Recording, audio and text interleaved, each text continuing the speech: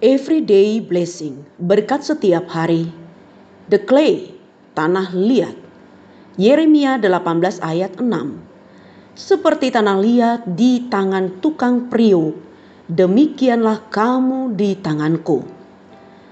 Sebagai seorang perajin tanah liat seumur hidupnya, dan Les bekerja membuat bejana dan patung dekoratif, rancangannya yang telah meraih sejumlah penghargaan terinspirasi dari kota tempat tinggalnya di Rumania. Perajin yang mempelajari keterampilannya dari sang ayah itu memberikan komentar berikut tentang pekerjaannya. Tanah liat perlu difermentasi selama 1 tahun, dibiarkan kehujanan, lalu membeku dan meleleh supaya bisa dibentuk, dan kita pun merasakan dengan tangan bahwa tanah liat itu mendengarkan kita. Apa yang terjadi ketika tanah liat itu mendengarkan? Tanah liat itu menjadi siap dibentuk sesuai dengan sentuhan tangan sang perajin.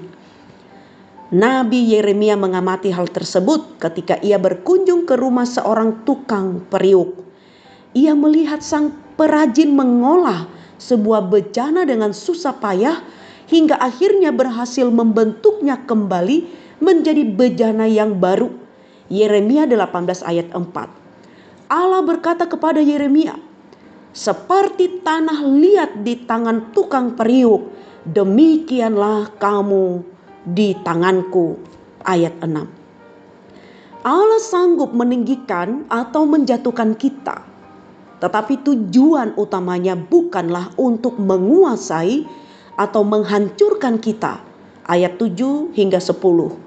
Sebaliknya, dia laksana perajin terampil yang dapat mengenali apa yang telah rusak dan membentuk kembali gumpalan tanah liat yang sama hingga menjadi sesuatu yang indah dan berguna.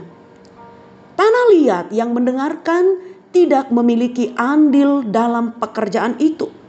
Saat ditekan-tekan dan diolah, tanah liat akan bergerak mengikuti arah yang diinginkan sang perajin. Ketika dibentuk, tanah liat pun bertahan pada tempatnya.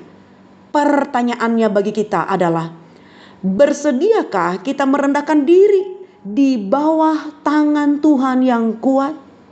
1 Petrus 5 ayat 6. Agar dia dapat membentuk hidup kita menjadi seperti yang dia inginkan.